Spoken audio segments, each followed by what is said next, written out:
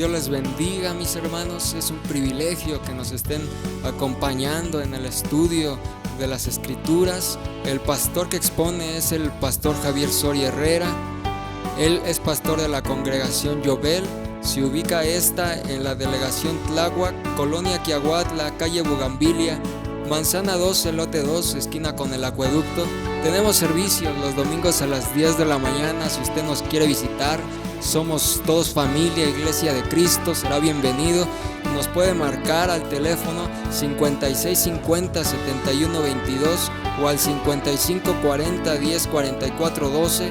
Si tiene preguntas, comentarios, palabras de bendición, háganoslas saber. Tenemos nuestro correo electrónico, es pastorjaviersoriaherrera@gmail.com. Dios les bendiga y los nutra con esta palabra.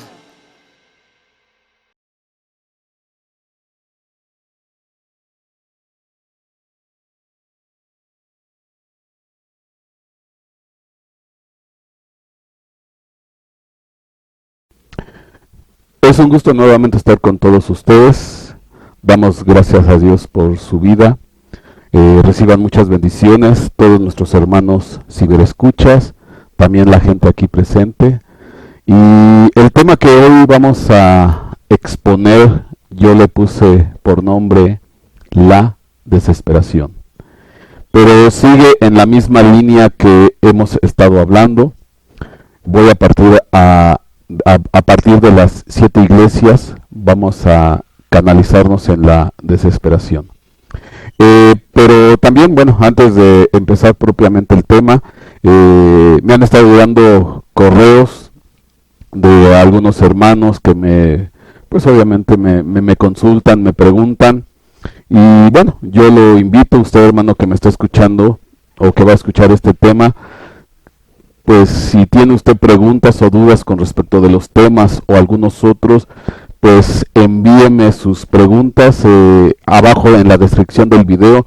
Ahí vienen todos los datos, viene el correo electrónico, viene el canal que tenemos un canal que es de archive.org. Ahí subimos también las diapositivas si usted las quiere bajar. Y si usted me envía a mi correo pues las preguntas, voy a hacer un video especial para responder todas esas preguntas. Amén. Vamos a hacer una oración para poder empezar con este tema y que Dios pues nos guíe y nos conduzca con buen término. Señor Jesucristo, te damos gracias en el nombre de Jesús y queremos que pues tú tomes control en este momento de todo lo que habremos de decir, de hacer, Padre bendito, Señor, que también tomes control, Señor, de los aparatos, mi Dios, para que pues nada falle, mi Dios bendito, y que pues este video sea de bendición para todo aquel que habrá de escucharlo, mi Dios bendito. Nos ponemos bajo la sombra de tu mano, bajo tu jurisdicción. Guía cada palabra, cada frase, cada pensamiento, para que no sea el hombre el que hable, sino que seas tú a través de pues este vaso, que en ocasiones pues es un vaso que pues yo siento que no está a la altura de lo que debiera ser para ti. En el nombre de Cristo Jesús te damos muchas gracias, Padre. A ti es toda gloria y toda honra, Señor Jesucristo. Amén y amén. Ok. Pues el tema que hoy quiero compartir con ustedes es la desesperación, y creo que la pintura, que es una pintura muy famosa, pues es más que evidente lo que implica. De hecho, esta pintura se llama El Grito, pero bueno, entendemos que hay gente que ya en estados de pánico, terror, angustia, desesperación, pues ya entran en niveles muy fuertes de desesperación. Pero para poder yo introducirme en este tema, voy a hablar de las 7 iglesias de Apocalipsis, porque usted se va a dar cuenta de alguna manera cómo está involucrado las iglesias de Apocalipsis, su posición geográfica, con lo que tiene que ver con la desesperación. Cualquiera diría aquí no hay ninguna relación, pero usted lo va a notar. Lo que usted está viendo ahí en el video en pantalla, pues simplemente es la ubicación de las iglesias que se mencionan en el libro de Apocalipsis, en el capítulo 2 y 3, y están tal cual como se mencionan ahí: Éfeso, Esmirna, Pérgamo, Tiatira, Sardis, Filadelfia, Laodicea. Pero pues vamos a hacer algunas observaciones más a detalle. Si yo le amplío el mapa, pues bueno, vemos que estas 7 iglesias están en lo que se conoce como la península de Anatolia, y en la parte de abajo al sur pues está el mar Mediterráneo. En el lado izquierdo pues está el mar Egeo. Entonces, bueno, esto es para que usted pueda ubicarse en una perspectiva más amplia y ver dónde están localizadas estas 7 iglesias. Y bueno, esto se lo comento para que usted se dé cuenta que estas 7 iglesias no están muy lejos las unas de las otras, sino que están localizadas en una cierta región muy especial. Actualmente, esta región que usted ve, pues es lo que hoy en día se conoce como Turquía, el país de Turquía. Obviamente en el tiempo del mensaje a las 7 iglesias, el país como Turquía propiamente pues no existía como tal. Entonces, esto es lo que sería actualmente la región donde estuvieron en su momento dado las 7 iglesias. Y si yo se las localizo, usted puede ver ahí un recuadro con un color amarillo más encendido, pues lo que era en su tiempo la posición de las 7 iglesias. Entonces estamos hablando que estas 7 iglesias están o estaban en lo que hoy es en el lado occidente u oeste de lo que es la Turquía actual. Entonces esto es nada más para que usted se percate de que en realidad estas 7 iglesias pues estaban relativamente cercanas las unas con las otras. Y aquí sería pues interesante saber el por qué estas iglesias están tan cercanas las unas con las otras, o qué tiene de especial esta región, que de alguna manera pues estas iglesias quedan localizadas en esta parte occidental de Turquía. Y el detalle sería también el por qué, de alguna manera, si de alguna manera hoy en día esto sigue teniendo vigencia. Usted debe saber que las 7 iglesias, pues de alguna manera son un modelo, representación, significado de las distintas características que tiene la iglesia en distintos modos y maneras, en cuanto a su comportamiento, su accionar. Algunas tienen una reprensión de parte de Dios, otras no tienen reprensión de parte de Dios. Amén.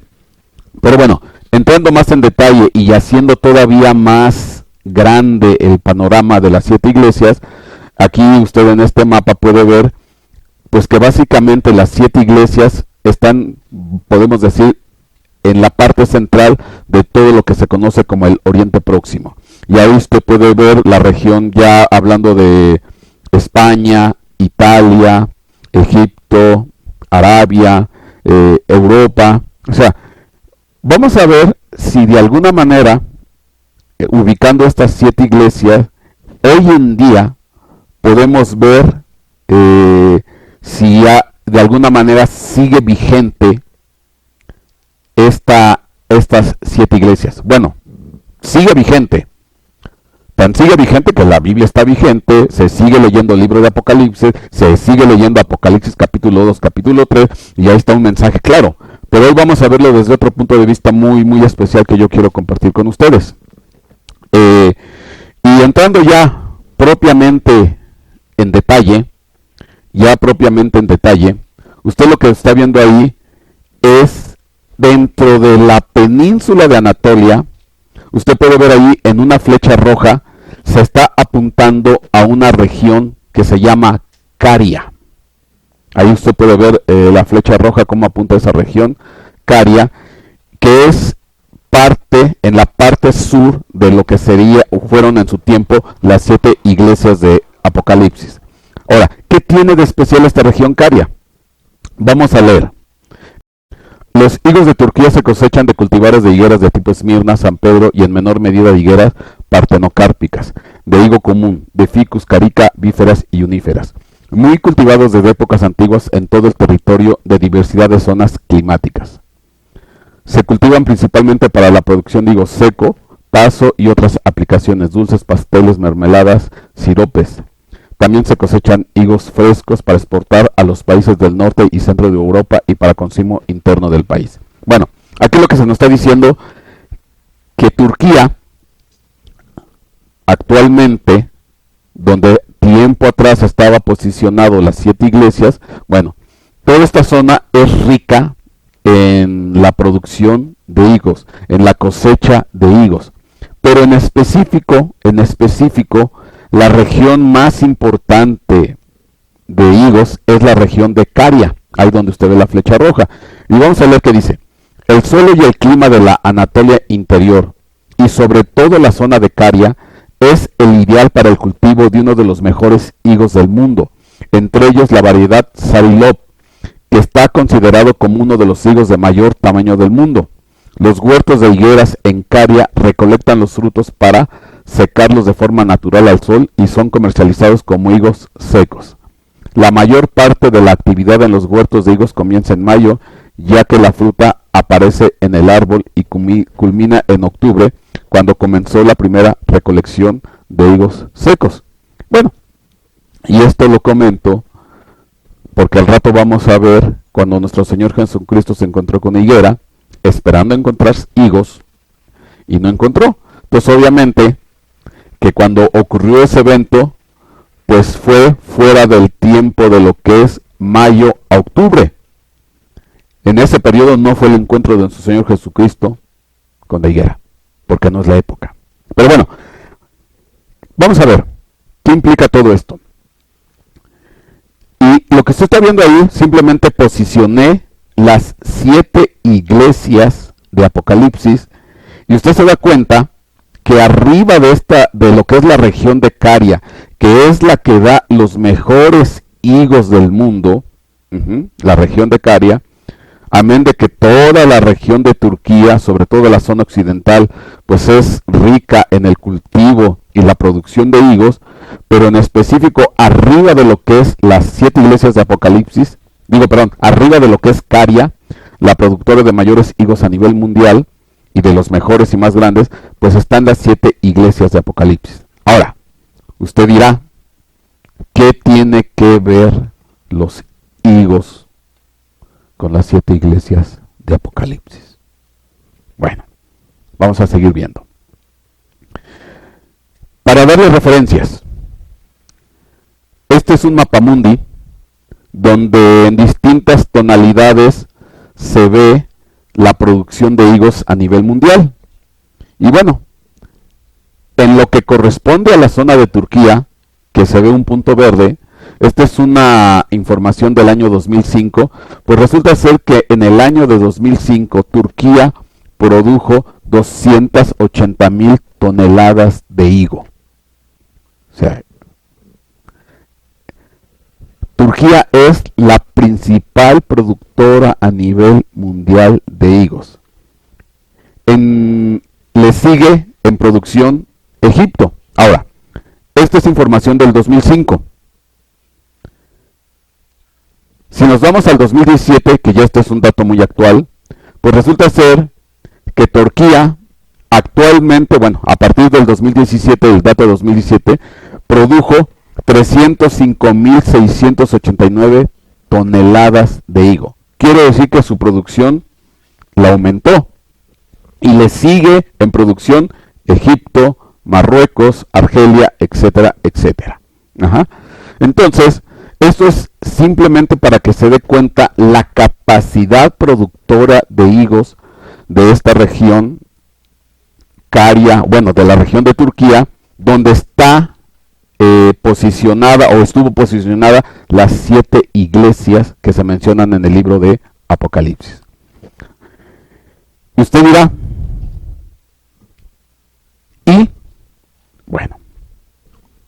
vamos a entrar en detalle.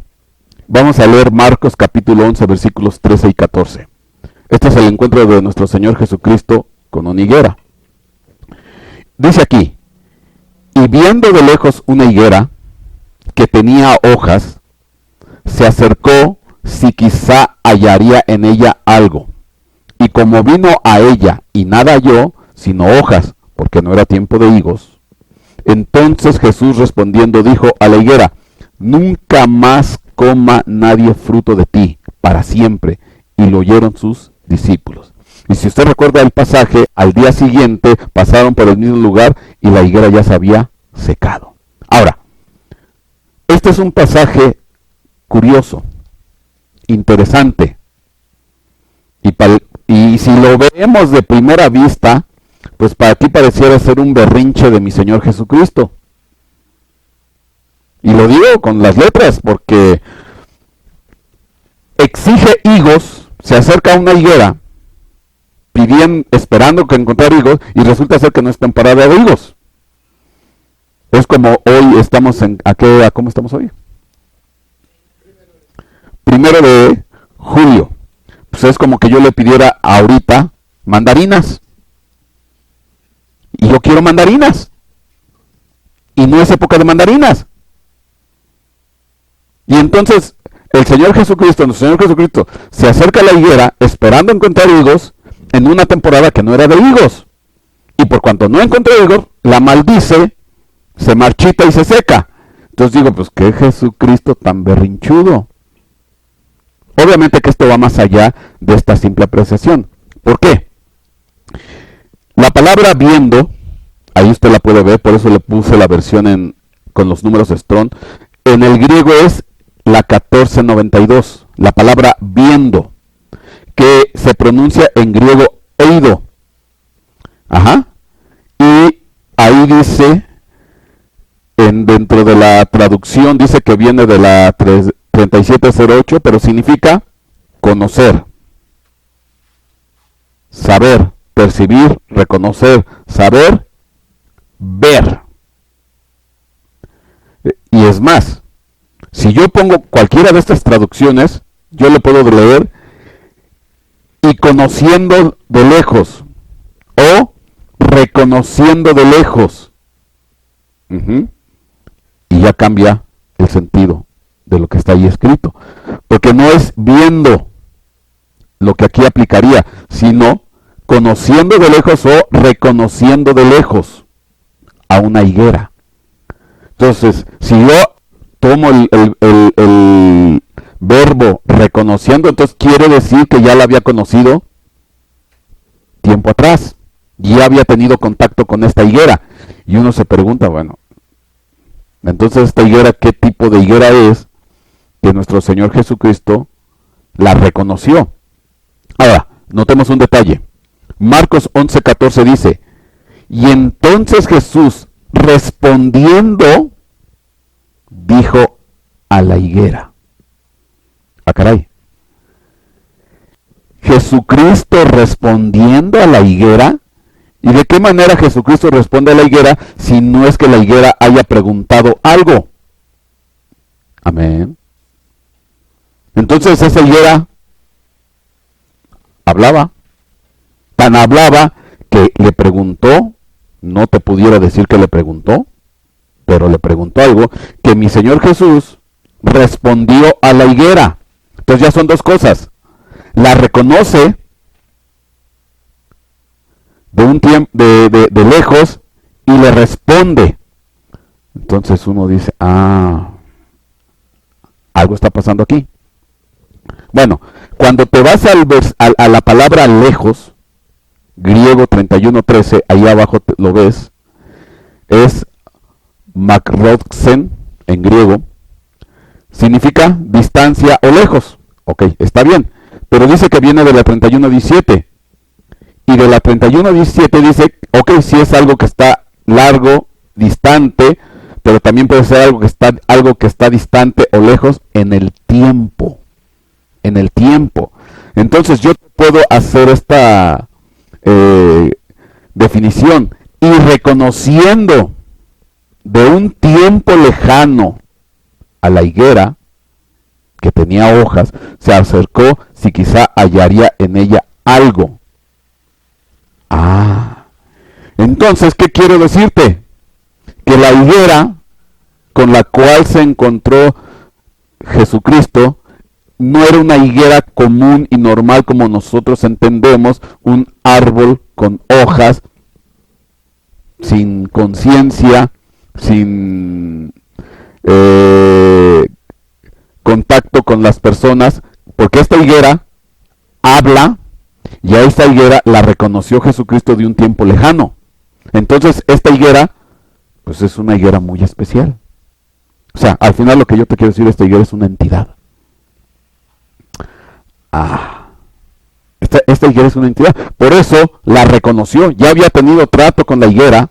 Algo ocurrió en ese primer encuentro o tiempo atrás que mi Señor Jesucristo, ¿qué tiene que hacer? Le pregunta algo a Jesús y Jesucristo responde.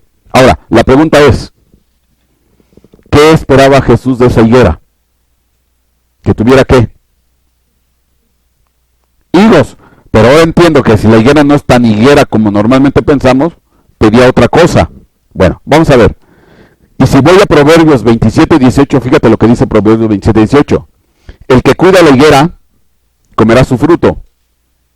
Y el que atiende a su Señor, será honrado. El que cuida la higuera, comerá su fruto. Y el que atiende a su Señor, será honrado. Entonces, con esto, ¿qué te quiero decir? Que cuando Jesucristo se acerca a la higuera, ¿qué es lo que esperaba Jesucristo de la higuera? Honra. Honra. Jesucristo esperaba de la higuera honra. ¿Y qué es lo que no encontró todavía en la higuera? Honra. Entonces quiere decir que esta entidad, este ser especial, tiempo atrás, no reconoció la autoridad de nuestro Señor Jesucristo, no le honró, se dejaron de ver un cierto tiempo, y entonces ¿qué ocurrió?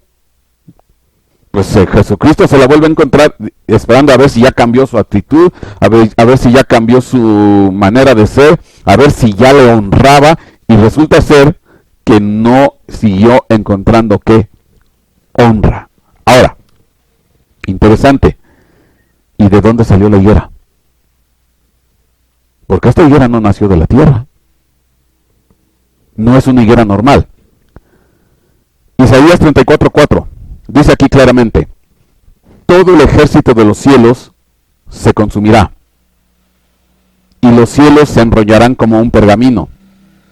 También todos sus ejércitos se marchitarán como se marchita la hoja de la vid, o como se marchita la hoja de la higuera.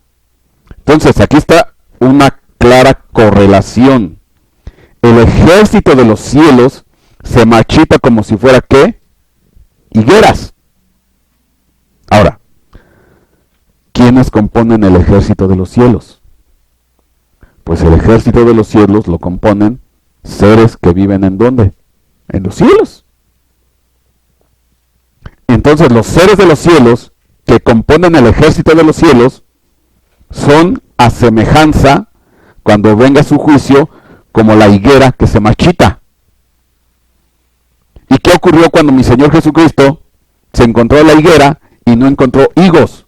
La marchitó. Entonces está claro, esta higuera que se encontró Jesucristo era alguien perteneciente al ejército de los cielos, tiempo atrás, donde había contacto, y en ese tiempo atrás, pues esta higuera no le dio la honra a mi Señor Jesucristo, y entonces Jesucristo, ¿qué hizo? La secó, la marchitó. Lo que dice Isaías 34:4. Dice: todo el ejército de los cielos se consumirá, y los cielos se enrollarán como un pergamino. También todos sus ejércitos se marchitarán, como se marchita la hoja de la vid, o como se marchita la de la higuera. Y aquí te doy un detalle importante. El máximo productor de uvas y de higos, Turquía. Bueno, pero ahorita vamos a hablar de la higuera. Entonces, esta higuera, pues de alguna manera vino a caer a esta tierra. Y vamos a ver Apocalipsis 6:12. Y dice: y miré cuando él abrió el sexto sello, y he aquí que fue hecho un gran terremoto, y el sol se puso negro como un saco de silicio, y la luna se puso toda como sangre. Versículo 13. Y todas las estrellas del cielo cayeron sobre la tierra como la higuera echa sus higos cuando es movida de gran viento. Y el cielo se apartó como un libro que es envuelto, y todo monte y las islas fueron movidas de sus lugares. ¿Y quiénes son las estrellas del cielo? Job capítulo 38 dice, cuando Dios increpa a Job, dice, ¿dónde estabas tú cuando todas las estrellas del alba cantaban y los hijos de Dios? ¿Y quiénes son las estrellas del alba? Son ángeles, son seres de los cielos. Y aquí se está diciendo en Apocalipsis capítulo 6 versículo 13 que las estrellas del cielo cayeron, los ángeles del cielo cayeron, los seres del cielo cayeron, ¿como quién? Como los higos. Entonces no hay ninguna contradicción. Nuestro Señor Jesucristo no es que sea un berrinchudo porque se encontró un árbol que no le dio higos. Este era un ser de los cielos que pertenecía al ejército de los cielos y el cual tuvo una segunda oportunidad, un segundo encuentro con nuestro Señor Jesucristo. Jesucristo esperaba la honra de este ser, cosa que no se la quiso dar, y entonces la maldijo y se marchitó. Amén. Entonces espérame. Si esto es así, y resulta ser que Turquía hoy en día, pero tiempo atrás, era la región donde estaban las 7 iglesias de Apocalipsis: Éfeso, Esmirna, Pérgamo, Tiatira, Sardis, Filadelfia y Laodicea. Entonces yo te pregunto, ¿en dónde estaban metidas las 7 iglesias? En una región donde había muchos higos, muchas potestades, muchos seres de los cielos caídos, muchos seres que no le dieron la gloria y la honra a nuestro Señor Jesucristo. O sea, amén de los higos normales que se comen, esa región está llena de seres de los cielos que pertenecían al ejército del cielo, que cayeron y estuvieron ahí. Ahora entendemos por qué Pablo fue movido por el Espíritu Santo a evangelizar esa zona. Porque sabemos que hay regiones que están bajo control y dominio de potestades. Hay potestades que pertenecen a tal o cual región. Y aquí vemos cuáles son las potestades que estaban en la región de las 7 iglesias. Ahora, hay un tema que yo te invito a que lo veas. No me voy a extender, aquí simplemente lo dejo. El tema está en el canal de Sablevisión. Para todos aquellos que me están escuchando, este canal en el cual tú estás viendo este video es un segundo canal que yo hice, que se llama Pastor Javier Soria Herrera. Yo tengo un canal anterior que se llama Sablevisión y ahí hay varios videos. Por cuestiones de logística que bueno, ya he platicado en varias ocasiones, me fue necesario abrir un segundo canal. Pero la mayor parte de mis videos están en Sablevisión. Tú puedes entrar busca Sablevisión y ahí vas a encontrar multitud de videos. Bueno, te lo comento porque en ese canal está un video que se llama El desorden de la higuera, si mal no me recuerdo. Y ahí hablo con detalle de todas las implicaciones que hay con respecto de la higuera. Simplemente te voy a dar un resumen así de 1 minuto, porque es curioso que Buda alcanzó su estado de iluminación a la sombra de una higuera. Cuando encontró esa parte mística, que es la unión con los dioses, con las entidades de los espíritus superiores, encontró su iluminación a la sombra o a la cobertura de una higuera. Por ejemplo, el origen de Roma, Rómulo y Remo, según la leyenda, fueron aventados al río en una canasta, y Rómulo y Remo fueron sobre ese río, y resulta ser que de alguna manera quedaron atrapados a la orilla del río por las raíces de una higuera.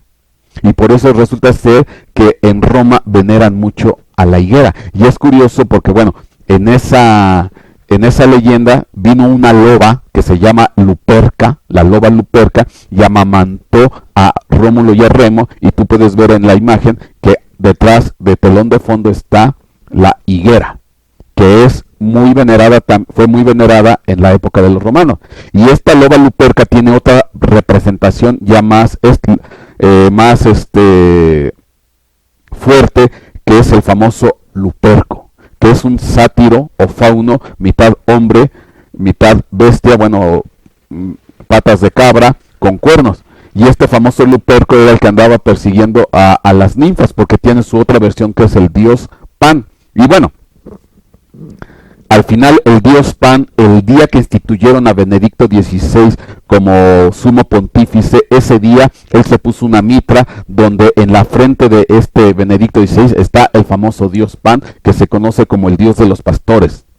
El dios Pan es el dios de los pastores. Es más, de ahí viene la palabra pánico o apanicar, porque tenía la costumbre el dios Pan salir en las noches, pegar de gritos, aullidos y alaridos, y entonces todo el mundo entraba en zozobra y en espanto a aullar al escuchar los alaridos del dios Pan. Era la llorona de ahí, de ese lugar, y entonces todo el mundo quedaba aterrado y apanicado, o sea, bajo el efecto de Pan. Entonces, bueno, pero este era un ser depravado, no había ninfa, no había joven, no había, contra todos se agarraba. Bueno, tendría que leerte la historia. Resulta ser que Benedicto XVI se pone en la mitra al famoso dios Pan. Y bueno, ¿y qué es lo curioso? Tú ves, ahí está la higuera. Entonces, hablar de la implicación espiritual de la higuera, pues ahora lo puedo entender, porque estamos hablando que son seres caídos, seres que en su tiempo estuvieron con Dios y de alguna manera fueron enjuiciados y los vinieron, sacudieron los cielos y entonces cayeron como higos estas higueras y fueron a dar a la tierra y se fueron a incrustar en distintas civilizaciones. Amén. Bueno, todo eso está con detalle en este video. Esto nomás es un simple comentario. Y bueno, aquí tendría que meterme también en la historia del famoso, porque dentro de los festivales de Luperco, eran las famosas Lupercalias, donde salían los jóvenes patricios, que son los nobles de Roma, hacían el sacrificio de un animal, de un perro, lo sacrificaban al perro y desollaban al perro, sacaban las tiras de la piel del perro ensangrentadas y frescas, y se entiende, esto sí es historia, esto no es mito, estos patricios hacían esta ceremonia del sacrificio del perro, desollando al perro, en la cueva donde supuestamente amamantaron a Rómulo y Remo por la loba Luperca, bajo la sombra o cobertura de la famosa higuera. Entonces habían los patricios, los jóvenes nobles de Roma, y a estas tiras les llamaban febrúas, y las famosas, de ahí viene la palabra febrero, porque la palabra febrero significa ardiente, y empezaban a chicotear o azotar a las mujeres, sobre todo a las embarazadas.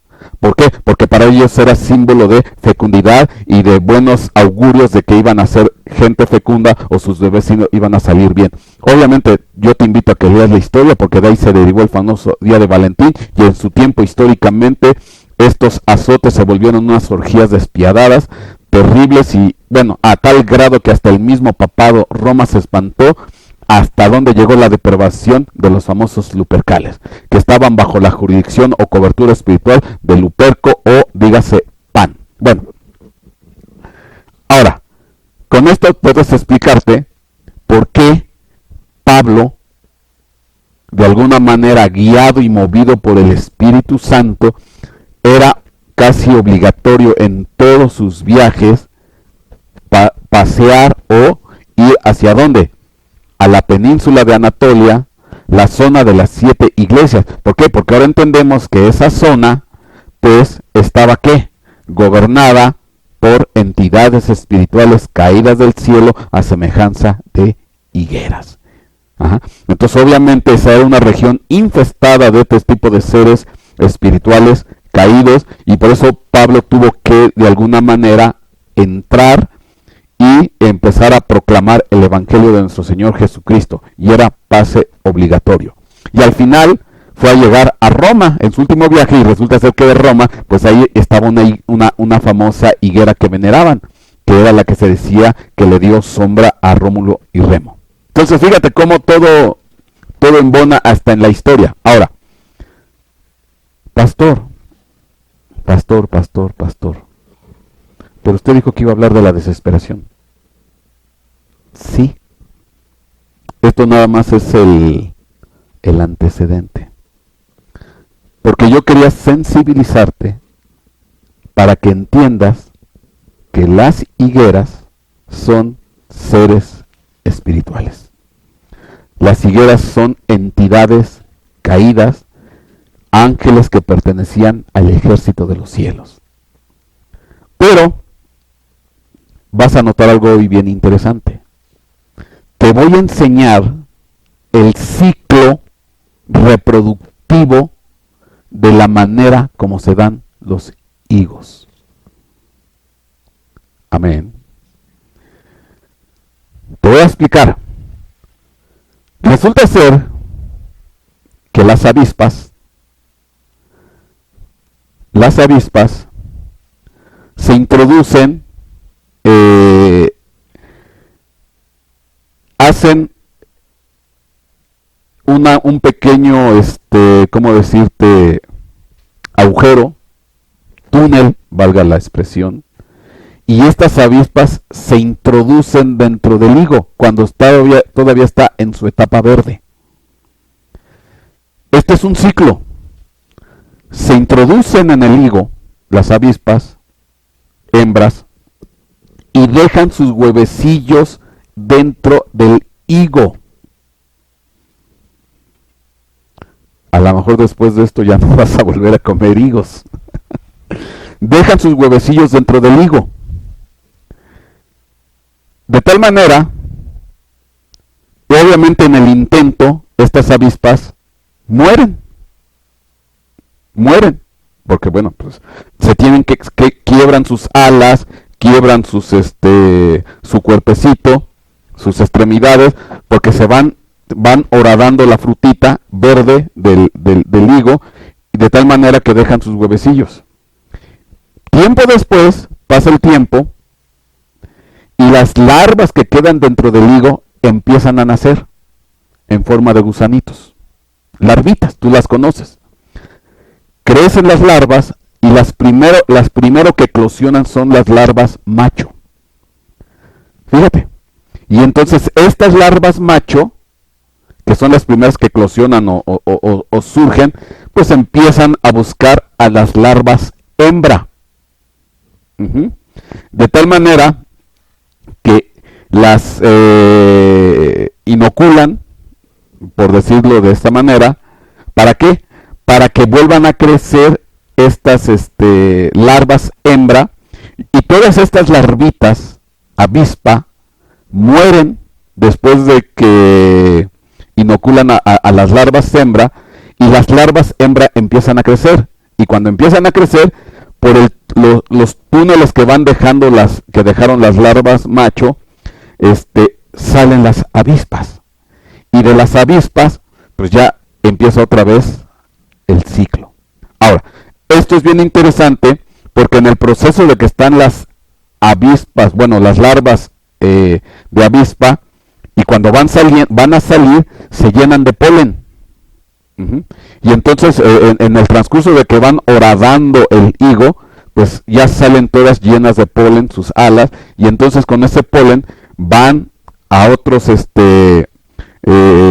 otras higueras, y ya con ese polen, cuando se vuelven a introducir en el higo verde, pues polinizan para que vuelva a crecer. Entonces eso es un ciclo simbiótico entre avispa e higuera. Ahora, tú dirás, pastor, y entonces cuando yo me como el higo, ¿qué me como? No te espantes. Tú dirás, entonces me como avispas muertas hechas larva. No.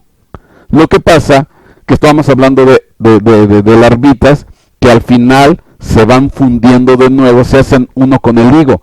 Y entonces cuando tú te los comes ya desaparecieron las larvas. ¿Por qué? Porque ya entra un efecto bioquímico y entonces se convierten en lo que es el fruto interno de lo que es el higo. O sea, tú nunca te vas a encontrar una avispa en el higo. Pero este es el proceso, este es el ciclo biológico de la maduración de las larvas de avispa y de los frutos de la higuera.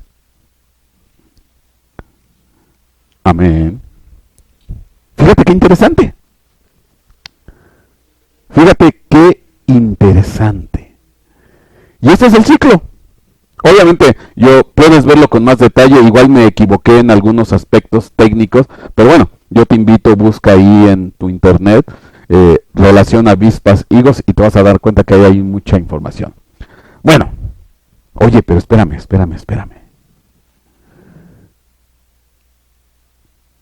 Esto ya da pie a varias cosas.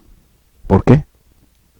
Si yo te estoy diciendo que espiritualmente las higueras son seres espirituales, es lo que dijimos al principio, ¿no? Y ahí está claro. Y me estoy dando cuenta que dentro del ciclo biológico de crecimiento de los higos naturales terrestres, y son de alguna manera inoculados o introducidos por avispas. Aquí nomás lo voy a dejar simplemente como comentario, no me voy a ir por ese lado, pero esto abre la puerta a entender que hay seres espirituales que también son infectados por otro tipo de entidades. Hay algo que no me vas a negar. Los hermanos en ocasiones tienen, o las personas tienen larvas internas. ¡Demonios! Tienen demonios adentro. Por eso existe el ministerio de liberación. Por eso existe el ministerio de la administración al alma. Bueno, y aquí tendremos que hablar mucho de eso. Pero ese mismo problema parece ser que lo tienen los ángeles o los seres caídos. Bueno, comentario, nada más, ya no me voy por ahí. Pero espérame. Ahora vas a notar algo bien interesante. Porque las avispas jugaron papel primordial e importante en la Biblia en favor del pueblo de Israel. Vamos a leer. Éxodo 23:20. He aquí, yo enviaré un ángel delante de ti para que te guarde en el camino y te traiga al lugar que yo he preparado. Sé prudente delante de él y obedece su voz. No seas rebelde contra él, pues él no perdonará vuestra rebelión, porque en él está mi nombre. ¿Cómo se llamaba este ángel? Jehová. Porque ahí lo dice. Va a ir este ángel delante de ti. Pero si en verdad obedeces su voz y haces todo lo que yo digo, entonces seré enemigo de tus enemigos y adversario de tus adversarios. Pues mi ángel irá delante de ti y te llevará a la tierra del amorreo, del hitita, del fereceo, del cananeo, del heveo, del jebuseo, y los destruiré por completo. Bueno, te recomiendo también que veas un video que está en Sablevisión que se llama El Devorador, porque ahí hablo con más detalle de este ángel que tiene el nombre de Jesucristo. Bueno, no es el tema. Entonces, va este ángel, dice, mi ángel irá delante de ti y te llevará a la tierra del amorreo, del hitita, del fereceo, del cananeo, del heveo, del jebuseo, y los destruiré por completo. Bueno, sigo. Nota, por favor. Entonces, Dios dice, se van a introducir a la tierra de quién? Del fereceo, cananeo, heveo, jebuseo, y los van a destruir. Pero ve la manera como Dios iba a destruir a esos pueblos o a erradicarlos. Enviaré mi terror delante de ti y llenaré de confusión a todo el pueblo donde llegues, y haré que todos tus enemigos ante ti vuelvan la espalda. ¿Cómo? Enviaré avispas delante de ti para que echen fuera al heveo, al cananeo, al hitita delante de ti. Entonces pregunta, ¿de qué manera echaron fuera a estos pueblos?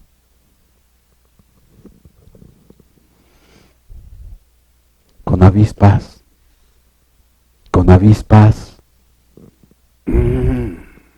¿Y qué provocan estas avispas? Versículo 27. Terror delante de ti, confusión a donde llegues. Y los enemigos que van a ir, ¿qué van a hacer? Pues van a huir porque te van a dar ¿qué? La espalda. Oye, qué terribles avispas.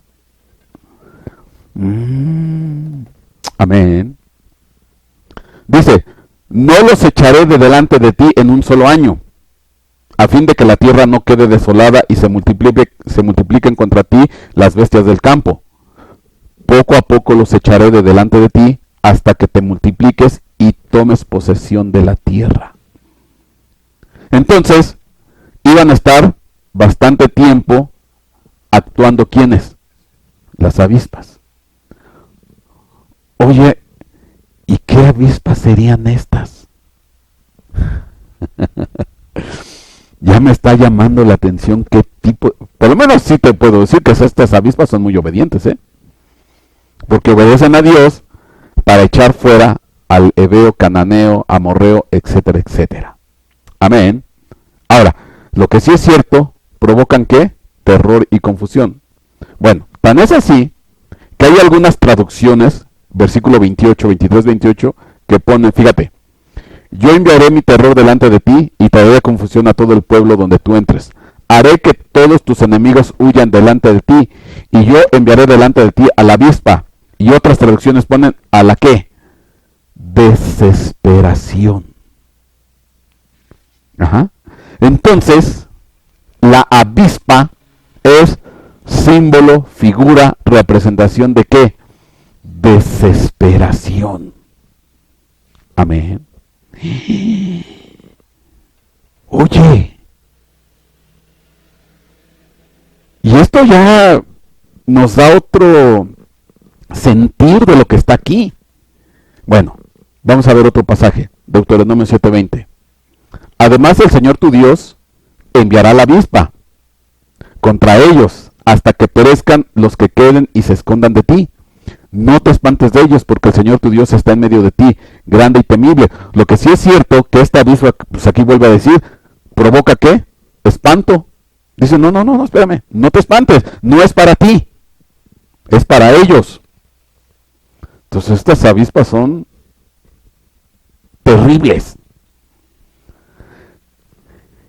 Y el Señor tu Dios echará estas naciones de delante de ti, poco a poco, y no podrás acabar con ellas rápidamente, no sea que las bestias del campo lleguen a ser demasiado numerosas para ti. Pero el Señor tu Dios las entregará delante de ti y producirá entre ellas gran confusión hasta que perezcan. ¡Qué terrible! ¿Hasta dónde iba a llegar la confusión, el miedo, el temor, el terror? ¿Hasta dónde iba a llegar? Hasta la muerte de los heveos, amorreos, eteos. Y vuelve a hacer lo mismo. En el versículo 20 dice, Jehová tu Dios también enviará contra ellos la avispa. Y en otras versiones ponen la desesperación. Oye, ¿puede haber desesperación que te lleve a la muerte?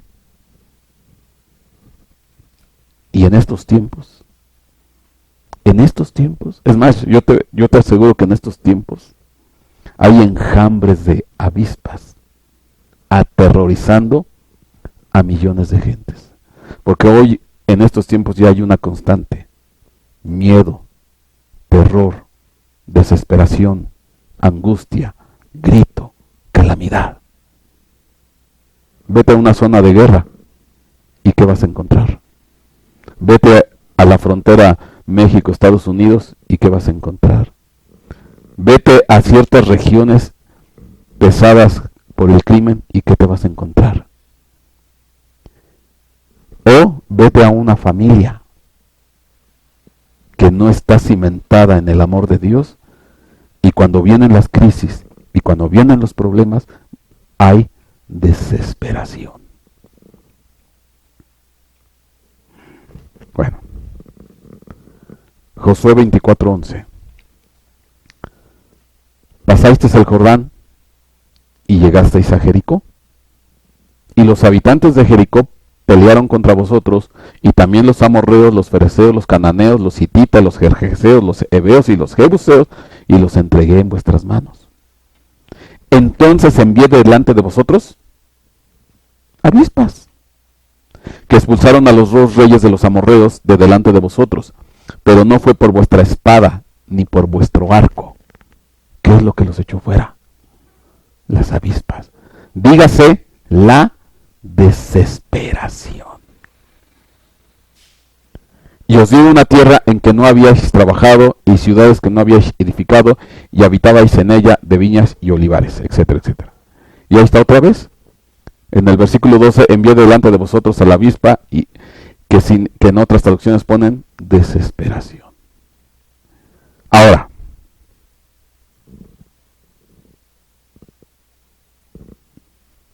¿qué provoca la desesperación? Terror, angustia, confusión, miedo.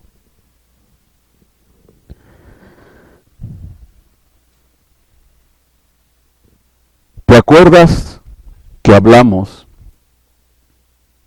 que las avispas se introducen al interior del higo y que se empiezan a mover las larvas al interior?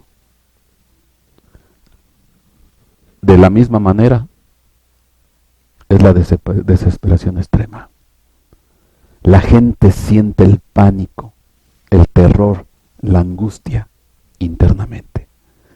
Hay testimonios de gente que literalmente dice que cuando está en estados de franca desesperación, de terror y de pánico, siente que le corren por dentro animales. Pero ya estamos hablando de gritos desesperados. Y por eso hay una enfermedad que se canaliza en el estómago. Dice, ¿qué es la ansiedad en el estómago? Dice, a estas alturas ya se debe saber que la ansiedad es un estado íntimo de desasosiego que crece gracias a la propia acción de la rumiación psicológica. Se te empiezan a mover, ¿qué? Los intestinos. La rumiación es el estado psicológico en el que una persona se enreda con sus propios pensamientos en forma de un bucle. ¿Están qué? Vueltas sobre lo mismo, la misma preocupación, la misma angustia, el mismo dolor. Hay gente que se la pasa toda la noche pensando, siendo atormentada por sus problemas, por sus miedos, por sus temores, por sus demonios, por las avispas, por las entidades, etcétera, etcétera. Ajá.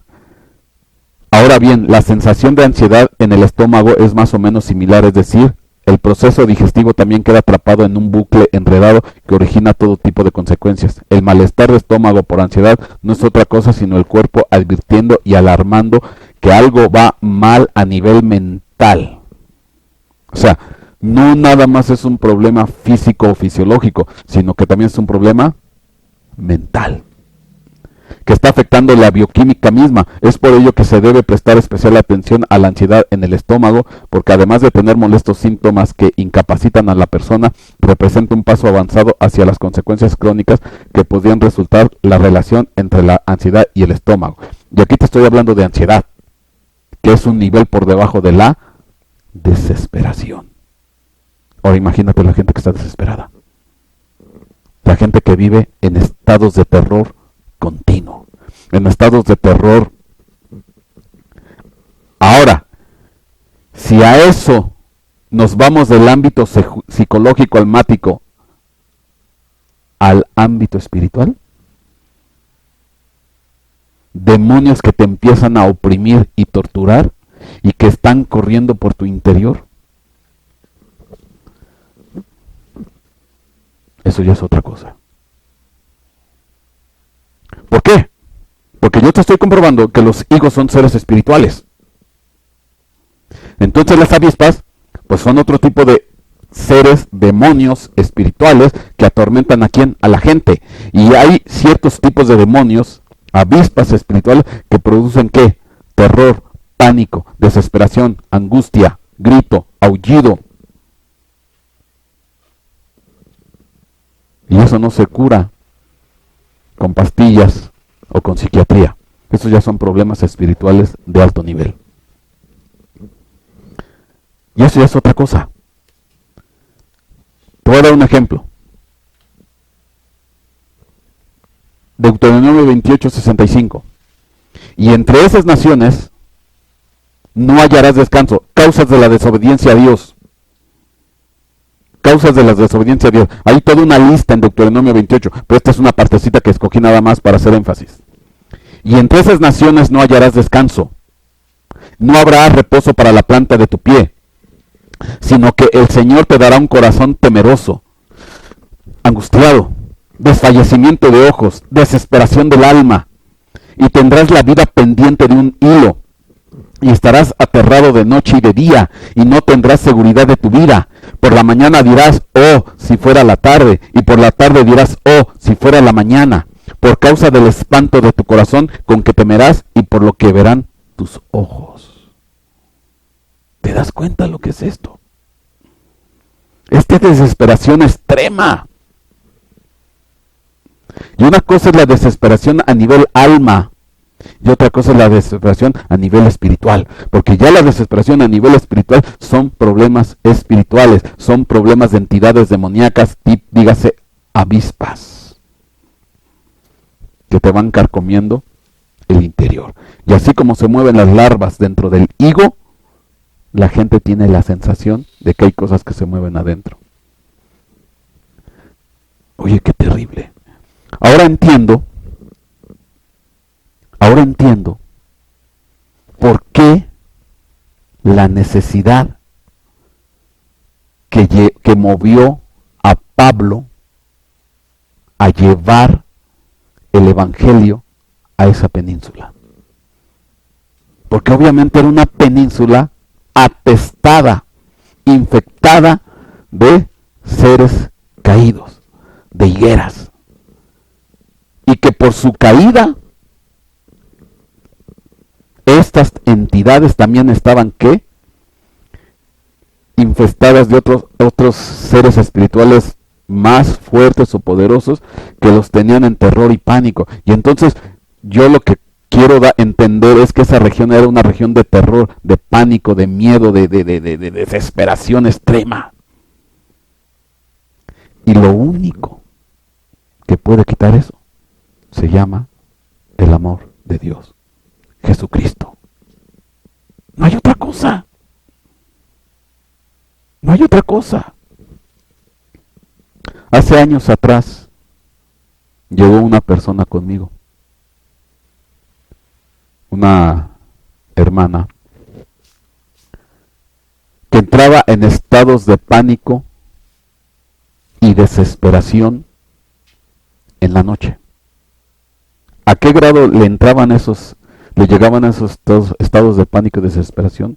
Que ella no aguantaba estar en su casa y salía literalmente en la noche corriendo en medio de las calles, corriendo, porque era tal la angustia, tal la desesperación que ella sentía, que no podía estar en su casa, y salía así, dice que corría varias calles huyendo de algo, o sea, y no sabía de qué, y era un tal estado de pánico y terror.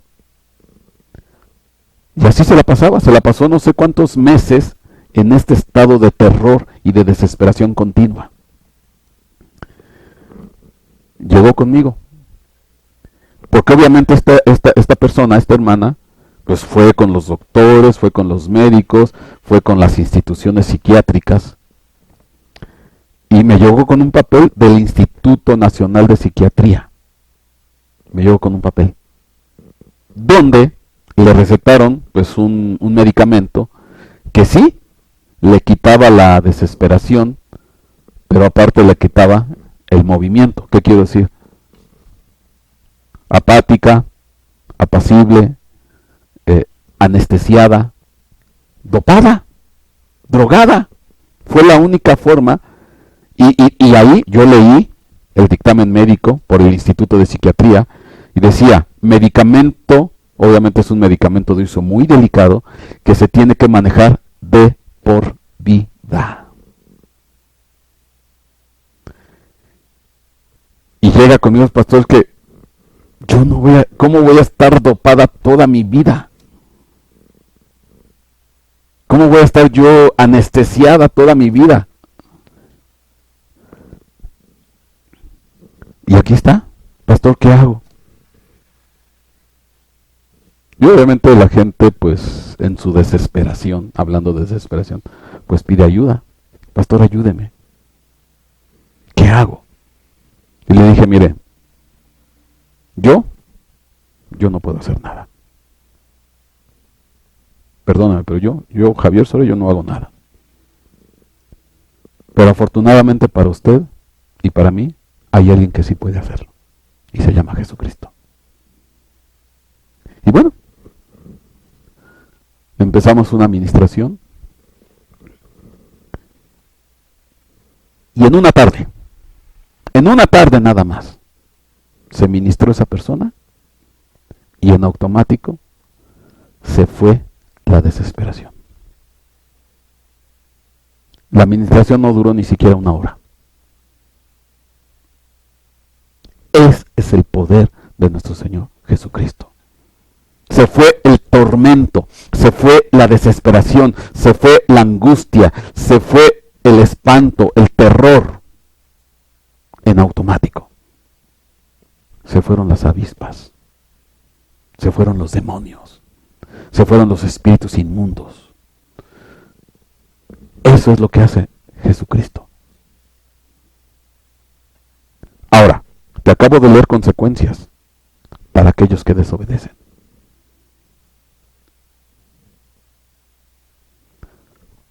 Podrás entender por qué muchos cristianos, siendo cristianos, viven en desesperación. Por una simple y sencilla razón. No obedecen. No obedecen.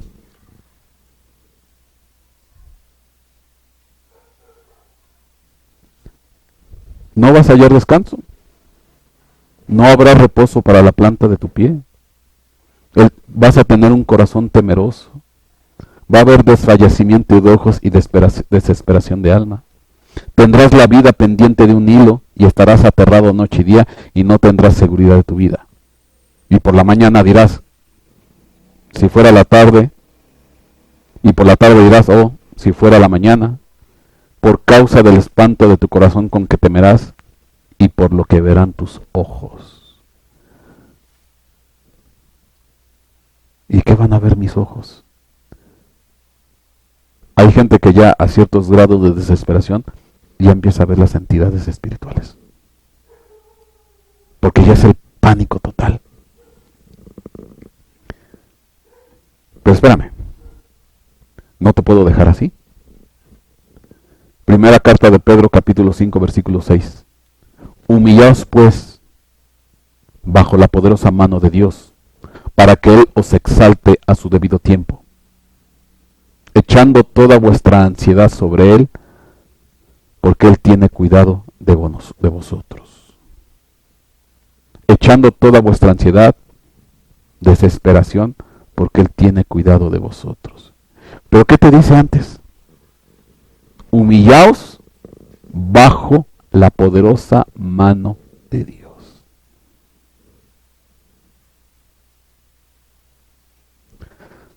Me acuerdo de esta hermana. Yo no le voy a quitar valor ni efectividad a la psiquiatría.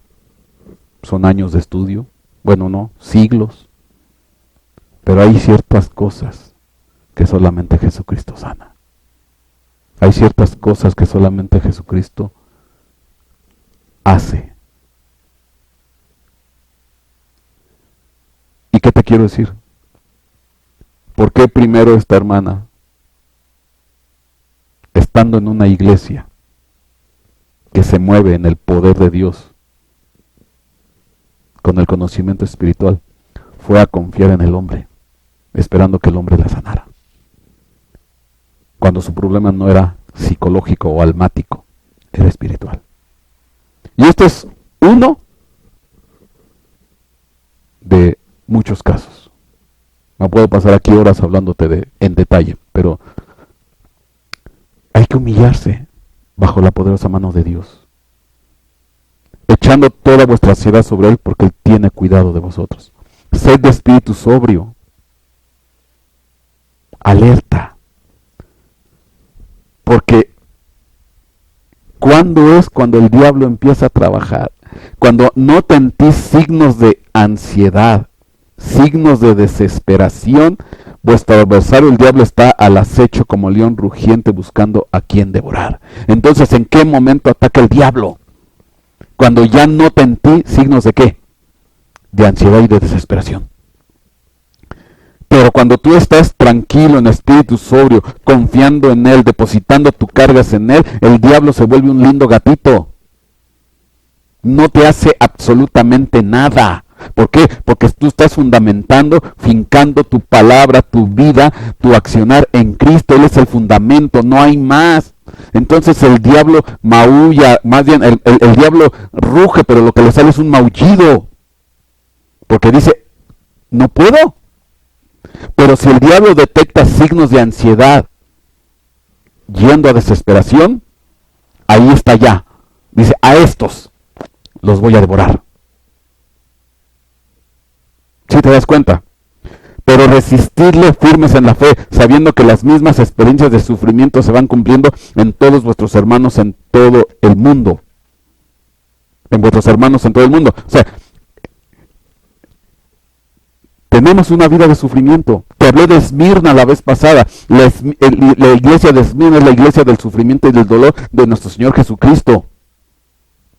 O sea, nosotros estamos para sufrir, pero el problema es que en muchas ocasiones el sufrimiento te lleva ¿a qué? A la ansiedad, y de la ansiedad a la desesperación. Y cuando el diablo nota eso, ya está ¿qué? Ahí, al acecho. Dice, ahora es cuando te voy a devorar. Amén. Entonces, qué terrible, porque entonces ahora te vas a dar cuenta por qué es que mucha iglesia, ya no diga el mundo, olvídate del mundo, yo estoy hablando de la iglesia, hermanos angustiados, hermanos desesperados, hermanos atribulados, hermanos bajo terror, bajo pánico, bajo miedo, bajo angustia, y hermanos en Cristo. ¿Por qué? Es que es mala suerte. No es mala suerte. Es desobediencia. Humillados bajo la poderosa mano de Dios. Entonces, ahí está claro.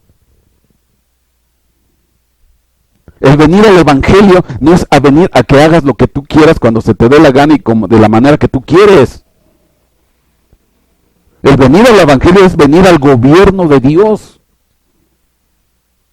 Y en un gobierno hay leyes. Y esas leyes hay que obedecerlas. Pero no es la ley del chicote, ni la del golpe, ni la del insulto, ni la de la amenaza. Es la ley del amor. Por eso a los cristianos nos cuesta trabajo tanto obedecer. Porque nos quitaron la ley del chicote, del diente por diente, y ahora nos aplican la ley del amor. Y nos columpiamos de la ley del amor. Ay, mi Dios me ama. Mi Dios me perdona, mi Dios se olvida, mi Dios no me toma en cuenta, Él es amor. Cuidado,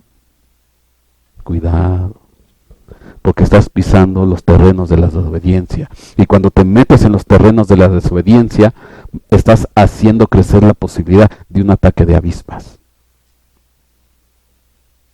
Desesperación. Y ya porque ya no tengo tiempo. Pero la palabra avispa como tal en el hebreo viene de una palabra que simboliza lepra. Te tendría que hablar aquí de la lepra. Y te vas a dar cuenta que entonces hoy en día mucha iglesia cristiana está leprosa y no se ha dado cuenta. Pero bueno, eso lo desarrollaremos para otra vez. Yo no sé quién va a escuchar este tema. Además, no sé quién va a llegar hasta el final del video. Porque, bueno, tenemos esa costumbre, ¿no? Ponemos un video. Ah, este es cristiano. Y nos pasamos de largo. Y hay gente que en su necesidad, en su angustia, en su desesperación, buscando algo que quite eso, dice, ojalá, y se aguantan hasta el final.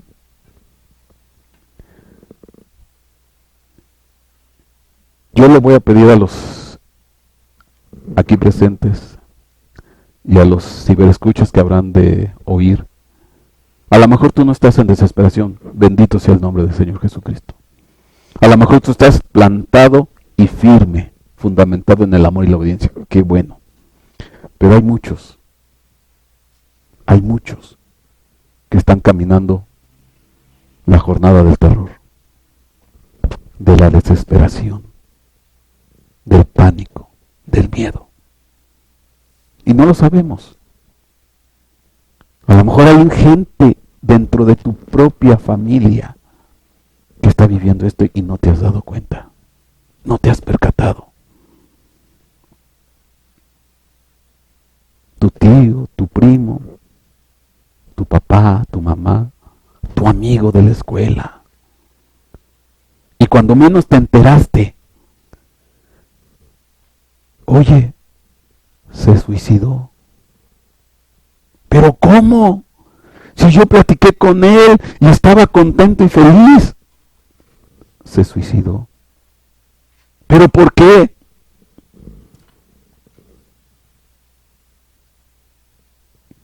¿Cuántos no están así?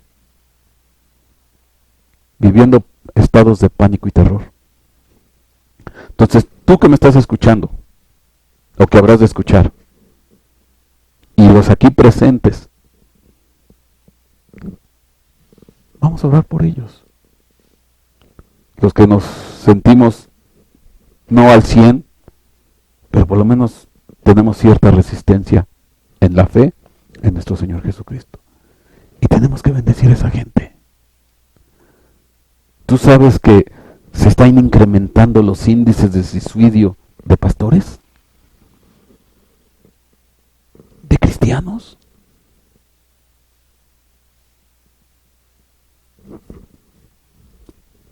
Bueno, ya no quiero alargar este video. Te puedo hablar de casos que he conocido personalmente. Terribles, terribles. Levanta tu mano. Vamos a bendecir a esa gente. Tú que estás aquí conmigo, vamos a orar por ese pueblo, porque están necesitados. Señor, te damos gracias. En el nombre de Jesús. Gracias porque nos das entendimiento de tu palabra, de las Escrituras. Pero hoy, Señor, queremos poner a ese grupo de personas, niños, adolescentes, jóvenes, maduros, ancianos, hombres o mujeres, que muchos están viviendo ya estados de ansiedad y de desesperación y terror. Y tal vez no tienen una salida. Están acorralados. Están haciendo actos desesperados. Señor, yo te pido por todos ellos.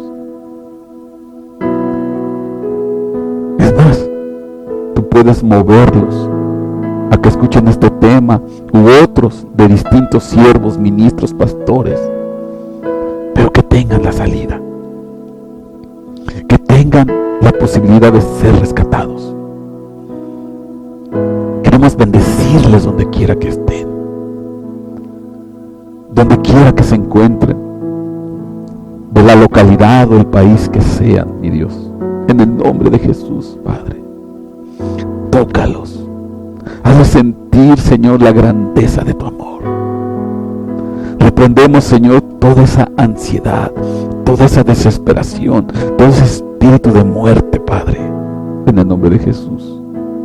Que ellos puedan, Señor, sentir la grandeza de tu amor, el reposo, que sea quitada toda confusión, que sea quitado todo pánico, Padre, toda opresión que sientan en el interior, Señor, de su cuerpo, en el nombre de Jesús. Hazles sentir la grandeza de tu amor y tu misericordia, Señor, donde quiera que se encuentren. No sé, a lo mejor alguien en este momento, o cuando lo escuche, ya está cometiendo un acto desesperado de poder atentar contra la vida de él o la de otra persona, de hacer algo ya, Señor, que le puede afectar sobremanera a su familia o a él. No lo sé, Señor, hay tantos casos. Los bendecimos en el nombre de Jesús, Señor. Que tu mano pose sobre de ellos. Tú has venido para dar vida y vida en abundancia, mi Dios bendito. Tú has dicho que todo el que va a ti, tú no lo rechazas, Señor. Y que aquel que está cargado y cansado, tú le habrás de dar descanso, mi Dios bendito. Padre, que puedas sentir tu paz, tu abrazo, tu cariño, tu mano de amor y misericordia, mi Dios. Y tú puedes usar a alguien ahí cercano a esta persona, a algún amigo, algún familiar, algún siervo, algún ministro, no sé, Señor. Y que ellos tengan la oportunidad de hablar, de decir, de externar y sentir tu amor y misericordia, mi Dios. En el nombre de Jesús. Y reprendemos, Señor, toda potestad, toda entidad espiritual que está provocando este terror, este pánico, Señor, esta desesperación, en el nombre de Jesús. Que sientan, Señor, la grandeza de tu amor, de tu paz, de tu cariño. Padre, en tus manos están, sea quien sea. No importa, Señor, que no sean hijos tuyos, que no sean cristianos. Es más, con más énfasis para ellos, porque ellos están completamente en la soledad, en la angustia. Y que vengan a tu conocimiento, que vengan, Señor, a un encuentro contigo, en el nombre de Jesús. En ese nombre glorioso y maravilloso, Padre, te damos gracias. Y si hay cristianos, Señor, con este estado, Padre, Señor, tú darás, Señor, la fortaleza y la fuerza para que puedan salir adelante, Señor, en el nombre de Jesús. Te damos gracias, Padre. A ti es toda gloria y toda honra, Señor Jesucristo. Amén.